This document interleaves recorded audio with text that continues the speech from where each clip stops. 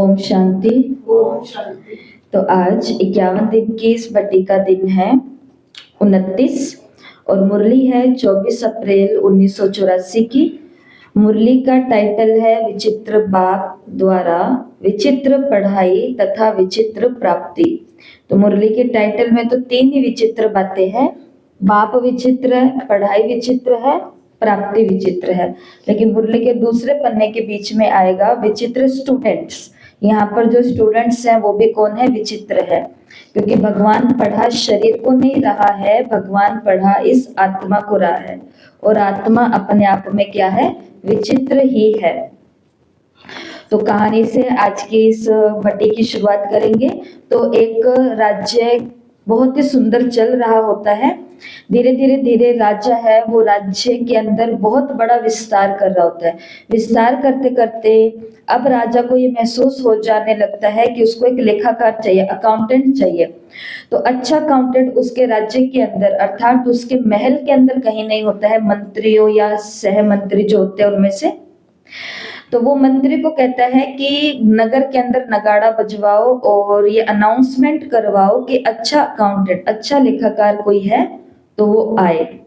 तो लेकिन ये लोग एक प्लानिंग करते हैं कि जितने भी कैंडिडेट्स आएंगे, जितने भी लोग आएंगे अकाउंटेंट बनने के लिए, तो सीधा ही किसी को राजा के महल के अंदर इस नौकरी के लिए नहीं रख लिया जाएगा, क्योंकि वो राजमहल का लेखाकार बनने वाला है। तो उसके लिए क्या करेंगे कि जो भी चुने हुए लोग आएंगे वो सभी को राजा के सामने आकर के डांस करना है। मंत्री को लगता है कि केवल डांस करने से राजा कैसे पता चलेगा कि अच्छा लेखाकार कौन है। राजा बोलते हैं एक बारी तुम इतनी अनाउंसमेंट करो कि आपको केवल राजा के सामने डांस करना, और उससे राजा जिसको पसंद करेगा वो लेखाकार होगा।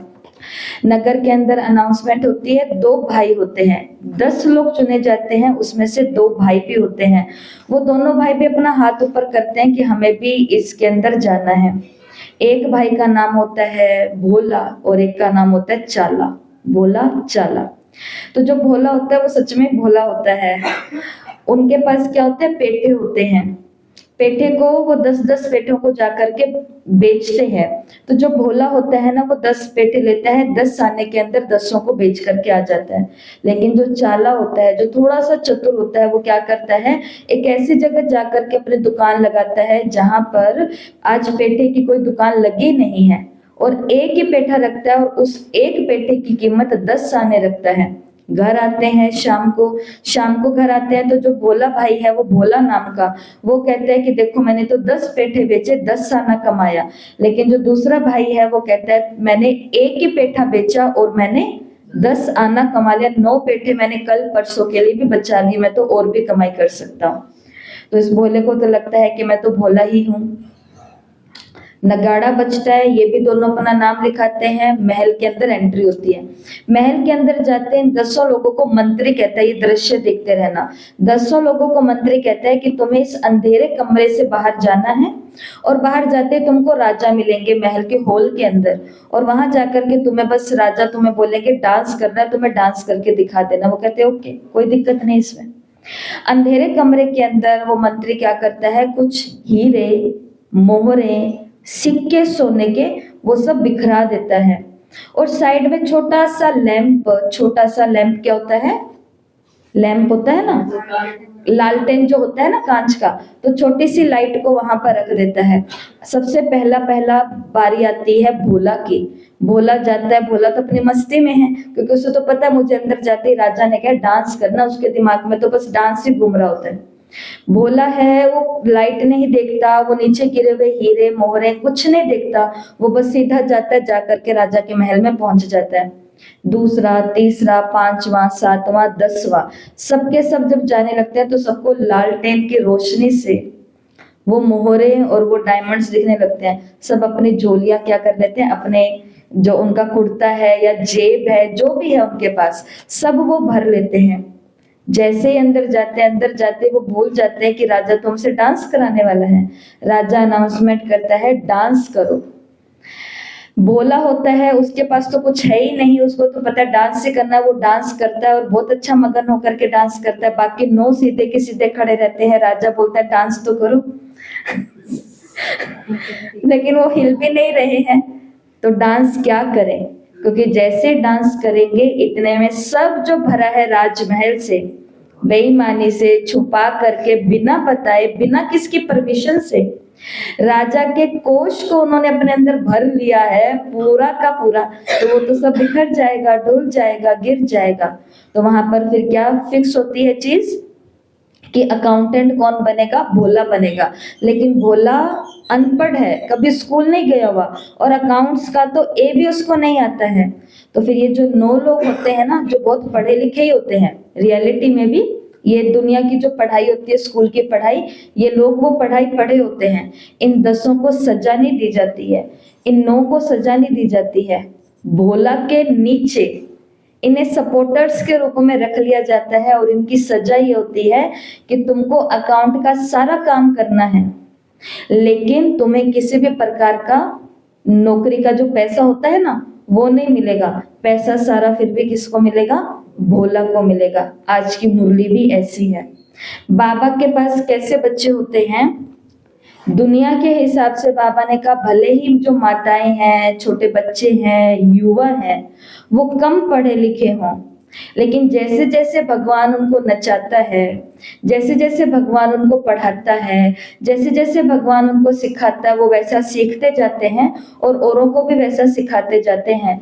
तो बाबा ने कहा ये अनपढ़े बच्चे, ये जो अनपढ़े बच्चे हैं, ये सत्युग में पढ़े वाले बन जाएंगे, और जो यहाँ के पढ़े हुए हैं, ये इन अनपढ़ों के आगे जाकर के क्या ढोएंगे?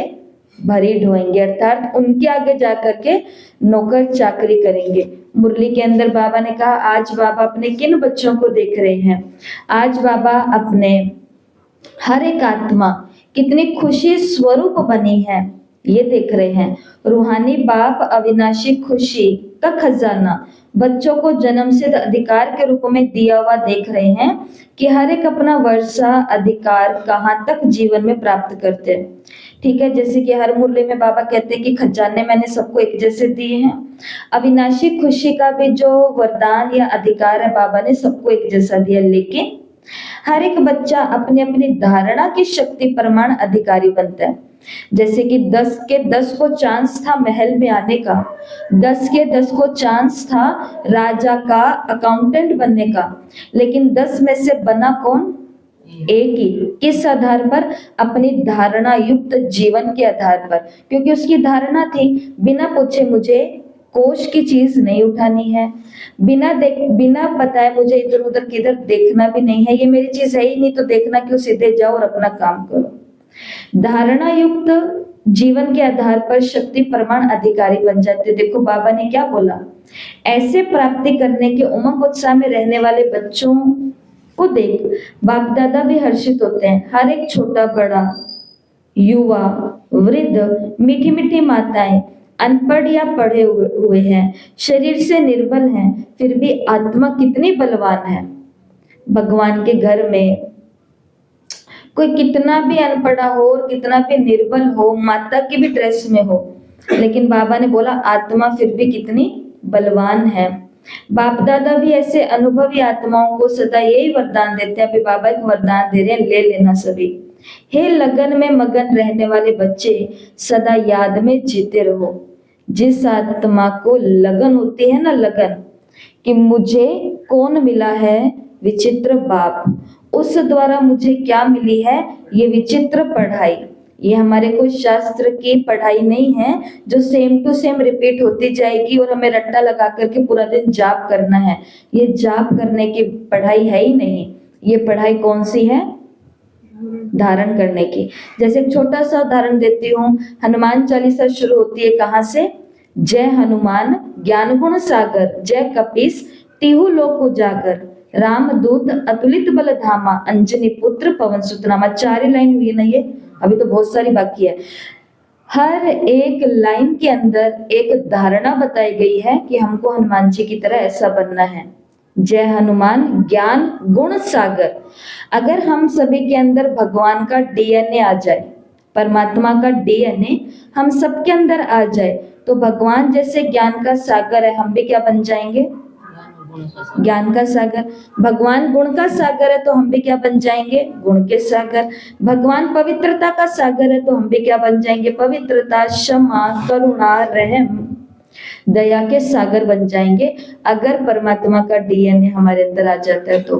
हनुमान जी के अंदर, गणेश जी के अंदर, दुर्गा माता के अंदर, ये वो आत्माएं हैं जो कलयुग के अंदर देव रूप में पूजी गई, क्योंकि ये शक्ति स्वरूप आत्माएं हैं। तो इन सभी आत्माओं के अंदर ये जितने भी देवता हैं 33 करोड़, इन सब में किसका डीएनए था? परमात्मा का डीएनए था। लोगों ने सोचा यही तो परमात्मा है। अब हमें भी क्या समझना है कि जैसे ये पहली लाइन कि हमें केवल गाना नहीं है जय हनुमान ज्ञान गुण सागर, हमें जय हनुमान बनना है, ज्ञान और गुण में सागर बनना है। तो राम जी खुश नहीं होंगे हमसे? राम जी केवल वो पढ़ने से थोड़ी ना खुश हो जाएंगे, हनुमान जी वो पढ़ने से थोड़ी ना खुश हो जाएंगे। लेकिन अगर इस एक लाइन को भी हमने अपने जीवन में ले लिया तो उस हनुमान की क्या होती है? जय जय। हनुमान जो कोई भी प्रकार का अनुमान, पहले से अनुमान लगाते रहते हैं, अच्छे वाले अनुमान लगाओ। अगर आपके कंधों पर जिम्मेवारी है, बच्चा कुछ देख रहा है, अनुमान लगा लो कि ये कहीं हाथ से ना निकल जाए, पकड़ लो उसको। लेकिन रोंग अनुमान लगाने से, जहां पर मेरी रिस्पॉन्सिबिलिटी नहीं है, तो वो हनुमान, दीदी उनके साथ क्यों खड़े हैं? अब ये अनुमान लगाने से क्या होएगा? नहीं किसी का भला हो जाएगा। अगर हो जाए भला तो ऐसे अनुमान लगाओ, लेकिन ऐसा अनुमान लगाने वाला हनुमान, अच्छा अनुमान लगाएंगे तो जरूर हम क्या बनेंगे? हनुमान। तो ये आपको जस्ट इन 4 लाइनों में से भी एक लाइन का उदाहरण दिया है। फिर तीहू लोक उजागर, तीनों लोकों में जो चक्कर लगा सकता है, तीनों लोकों में जो आ और जा सकता है, वही कौन होता है? हनुमान होता है। तो विचित्र बाबा के द्वारा हमको क्या मिल रही है? विचित्र पढ़ाई मिलती है और विचित्र प्राप्ति होती है। लेकिन बाबा ने कहा ये किस आधार पर हो जाता है? जो आत्मा लगन में मगन रहती है। जैसे इसी महान आत्मा की बात करते हैं हनुमान जी, इनको हमेशा कैसे दिखाया गया? मस्त दिखाया गया।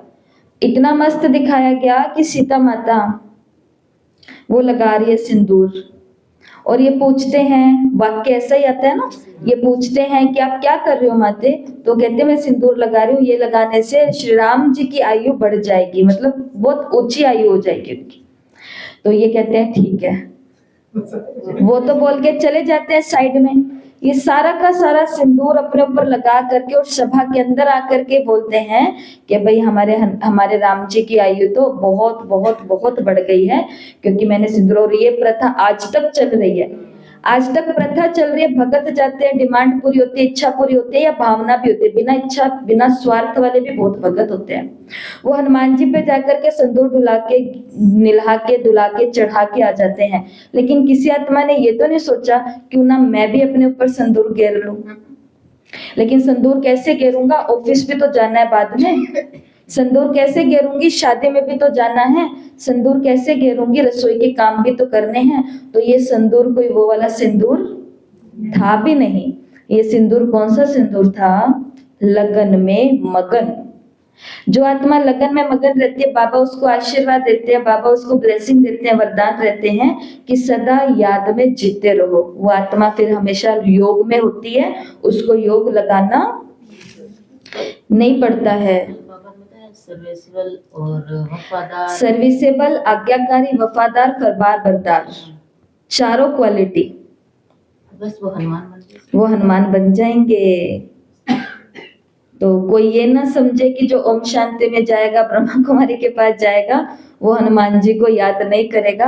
वो हनुमान जी को इतना याद करेगा कि हनुमान जी की नकल करने की कोशिश करेगा कि मुझे भी जीते जी लोगों के दुखों के पहाड़ उठा लेने हैं, मुझे भी ऐसी तो संजीवनी बूटी ढूंढ करके लानी है, या भगवान की संजीवनी बूटी सबको देनी है कि कोई मरी हुई आत्मा भी क्या हो जाए। हमारे पास कितने लोग आते हैं, मैं आपको बताऊं, जो हम तो उनको ज्ञान सुना देते हैं, वो मस्त हो जाते हैं, अच्छे हो जाते हैं, प्राप्तियां कर लेते हैं, और उसके कई दिनों के बाद में बोलते हैं कि अगर हमें बाबा नहीं मिलता, ज्ञान नहीं मिलता, तो आज मैं एक भटकती हुई आत्मा होती और मेरे लिए भोग लग रहा होता। ऐसा वो बोल देते हैं। और आज हम कहाँ होते? आज हम कहीं और ही होते। शिव बाबा ने कहा कि अविनाशी झूलों में झूलते रहो, प्रभु सुख शांति की प्राप्तियां करते रहो और विश्व की सभी आत्माओं रूपी अपने रूहानी भाइयों को सुख शांति का सहज साधन सुनाते रहो। सुनाते हुए उन्हें भी रूहानी वर्षे का अधिकारी बनाओ। ये एक ही सृष्टि मंच पर पाठ बजाने वाले हैं। हम सर्व आत्माओं का एक ही स्वधर्म शांति और पवित्रता है। बस इसी पाठ से स्व परिवर्तन और विश्व परिवर्तन का कार्य कर रहे हो और निश्चित होना ही है। अनपढ़ भी इस पाठ से नॉलेजफुल बन गए हैं। बाबा के घर में जो अनपढ़ माताएं भी आई ना, जो कहती हैं कि हम ये लिखना नहीं जानते, लेकिन उनके पास इस पढ़ाई के 3 मुख्य कोर्सेज हैं। 3 शब्दों में बाबा ने कहा सारी पढ़ाई पढ़ ली।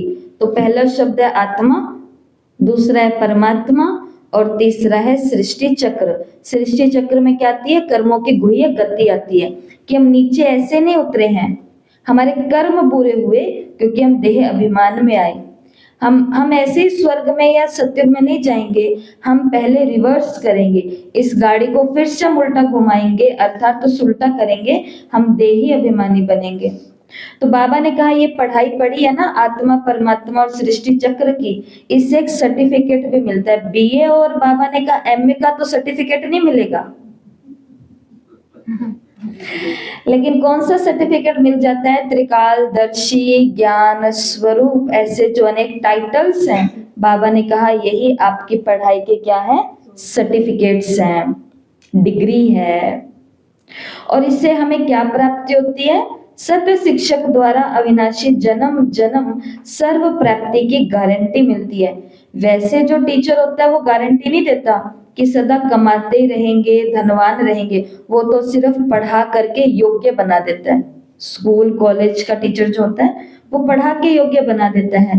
तुम बच्चों को व गॉडली स्टूडेंट्स को बाप शिक्षक द्वारा वर्तमान के आधार से 21 जन्म सत्युग त्रेता के सदा ही सुख शांति संपत्ति आनंद प्रेम सुखदायी परिवार मिलना ही है, मिलेगा नहीं, मिलना ही है। तो ये हो गया है पिता, ये हो गई है पढ़ाई। कौन सी? आत्मा परमात्मा सृष्टि चक्र की। इस पढ़ाई की लगन में जो मगन रहेगा उसे प्राप्तियां होंगी। एक जन्म के आधार पर 21 जन्म सुख भी मिलेगा, शांति, पवित्रता, संपत्ति और अच्छा परिवार मिलेगा। बाबा ने कहा मिलना नहीं है, मिलेगा ही। विचित्र बाप है, विचित्र स्टूडेंट्स हैं, विचित्र पढ़ाई है, विचित्र प्राप्ति है। जो कोई भी कितना भी पढ़ा हुआ हो, लेकिन इस विचित्र बाप और शिक्षक की पढ़ाई व वर्षे को जान नहीं सकता, चित्र नहीं निकाल सकता। जाने भी कैसे? इतना बड़ा ऊंचे से ऊंचे बाप, शिक्षक, और पढ़ाता कहाँ और देखो किसको है? हर कोई कैसे पहचान लेगा उस अथॉरिटी को? वो कहाँ आता है और किन लोगों को आकर के पढ़ाता है? ये समाज के वो लोग होते हैं जिनकी तरफ किसी का ध्यान भी नहीं गया। ये माताएं जो रसोई के अंदर ही घूम रही थी गोल गोल गोल, उनको आकर के उसने मधुबन भी आना सिखा दिया। अभी हमारे साथ ग्रुप के अंदर एक माता गए, सबकी क्योंकि टिकट्स तो साथ ही होती है ना, तो सबकी 5-5, 7-7, 8-8, 10-10 का ग्रुप इकट्ठा था। एक की हमारी इन 30 टिकटों में एक की जो थी ना टिकट अलग आई उसी कोच के अंदर, लेकिन किसी के नजदीक बिस्तर आया नहीं, सीट आई नहीं। मैं उनको ढूंढ रही हूँ कहाँ है कहाँ है कहाँ है। फिर सीट ढूंढी तो लिस्ट निकाली तो ये वाली सीट है उनकी, सीट 1, 2, 3, तीसरा नंबर जो रिजर्वेशन है वो उनकी, और वो ऊपर आराम से ऐसे बैठे हैं चौकड़ी मार करके। तो मैंने उनको बोला कि 9:30 रात का समय हो गया, मैंने कहा कि अगर आपको सोना है ना तो आप चलो, मैं उधर आपको कर देती हूँ, और उधर से कोई दिखता है तो उनको फिर इधर भेज देंगे। तो वो कहते कि दीदी आप कोई चिंता नहीं करो। मैंने कहा देख लो रात को ऐसा तो नहीं होएगा कि आपको घबराहट या डर लगे और फिर वापस हनुमानगढ़ जाके ना घर जाके क्या नाम दीदी ने मेरे को अकेला छोड़ दिया था। मेरे को तो इस बात से डर लगता है और किसी बात से डर नहीं लगता। मैंने कहा घर जाके ऐसे में, क्योंकि घर वालों की भावना खराब हो जाती है ना, उनको ये नहीं पता कि बहनों ने 5 दिन इनको बहुत स्नेह दिया, आजादी दी, लूट लो जितना लूटना है, बढ़िया अपने रहो इन लोगों के साथ। लेकिन ये एक चीज सुना देते हैं तो घर वालों के दिमाग में तो गलत इंप्रेशन चला जाता है।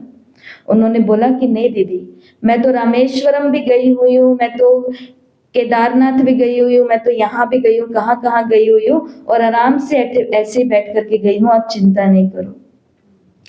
ऐसी ऐसी माताएं जो स्कूल की पढ़ाई में जीरो हैं वो, लेकिन भक्ति की पढ़ाई में भी आगे निकली और आध्यात्मिक पढ़ाई में भी आगे निकली। और अब वो बाबा को इतने अच्छे से समझ करके चलते हैं। उनकी बहू अपने 2 बच्चों को लेकर के चली गई थी पीहर में, थोड़ी थोड़ी कोई बात के पीछे। इस आत्मा को जस्ट बाबा मिला हुआ 5-6 दिन हुए थे।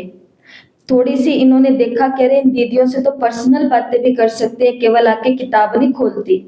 जब किसी ने बात करते हुए देखा, इन्होंने भी आए और आकर के हिम्मत की, और आके हिम्मत करके पूछ लिया कि दीदी मेरे घर में ऐसी ऐसी परिस्थिति आ गई। 2 मिनट बात हुई है, सिर्फ 2 मिनट बात हुई है।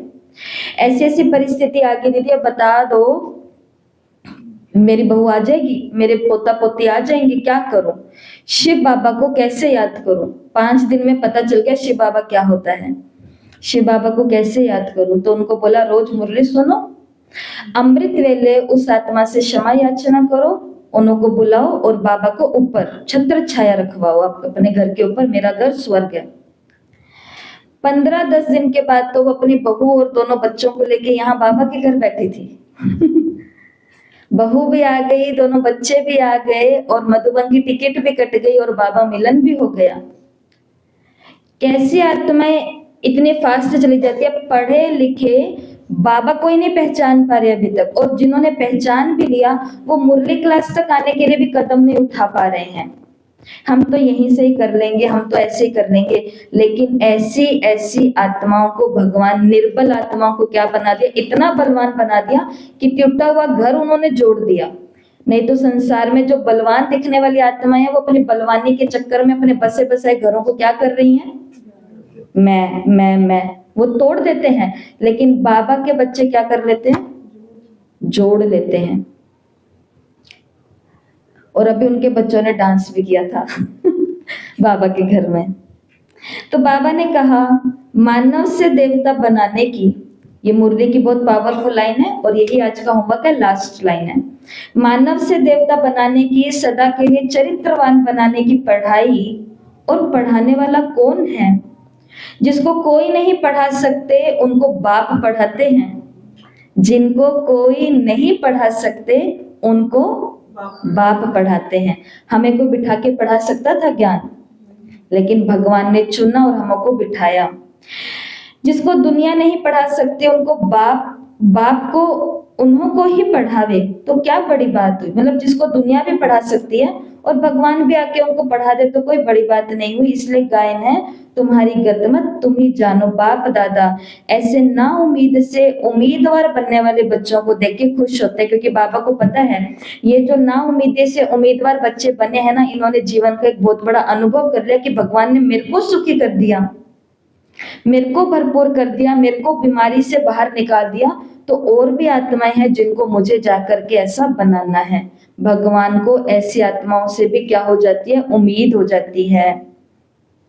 आज के मुरली का होमवर्क यहाँ लिखा हुआ है, मनुष्य से देवता बनने के 10 लक्षण लिखने हैं और फिर उनको अपने जीवन में धारण करने हैं। तो मनुष्य से देवता बनने के 10 लक्षण क्या होते हैं?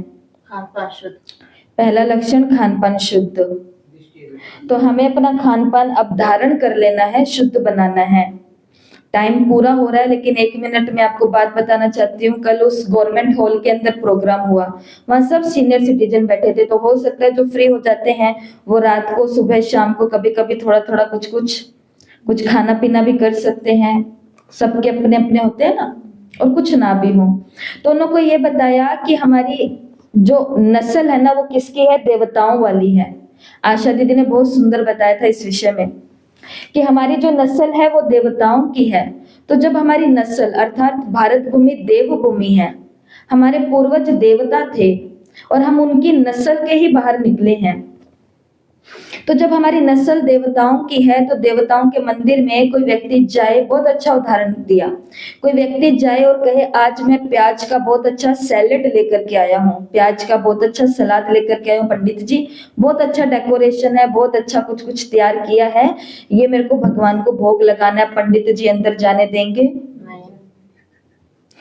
पंडित जी कहेंगे बाहर ही रहिए, आप अंदर नहीं। वो कहेगा बहुत ही सुंदर मैंने कटिंग की है, बहुत ही स्वादिष्ट मैंने बनाया है। पंडित जी कहेंगे मंदिर के अंदर भगवान को ये भोग नहीं लगेगा, देवता को ये भोग नहीं लगेगा। तो हम देवताओं की नस्ल है, तो हमें भी शराब का भोग नहीं लगेगा, बीड़ी का भोग, तंबाकू का, जर्दे का, गुटखे का, और ये नॉनवेज का, अंडे का, भले इसमें कितना भी प्रोटीन हो, कैल्शियम हो, फलाना हो, ढिमकाना हो, 100 प्रकार की चीजें हो। देख रहे थे तो उसमें बता रहे थे कि घोड़ा होता है वो घास खाता है, वो कोई नॉर्मल थोड़ी खाता है। घोड़ा भी घास खाता है, कितना शक्तिशाली होता है। हाथी हाथी शाकाहारी होता है, इतना महारथी है वो, महाबलवान है शाकाहारी। तो देवताओं का भोजन हमने समझ लिया, तो हमें भी एकदम शुद्ध अपने हाथ का पवित्र भोजन खाना है। ये नयों के लिए धीरे धीरे हम और बड़े होते जाते हैं ज्ञान में, तो इसकी गहराई और डीप होती जाती है, इसकी बातें और डीप होती जाती है। ऐसे आपको 10 लक्षण लिखने हैं जो देवता के अंदर होने चाहिए, जो मनुष्य से देवता बनने के लक्षण होते हैं। मनुष्य से देवता बनने के लक्षण जो मतलब अभी होंगे हमारे अंदर, सत्युग के अंदर नहीं, अभी चाहिए। जो पवित्रता चाहिए, रिश्तों के अंदर प्योरिटी चाहिए, वाणी की शुद्धता चाहिए, बहुत है, परंतु 10 लक्षण लिखने हैं जिन्हें मेरे को धारण भी करना है। ठीक है, तो इस मुरली को कंप्लीट करना और उसके बाद में सभी टेस्ट भी देना। ओम शांति।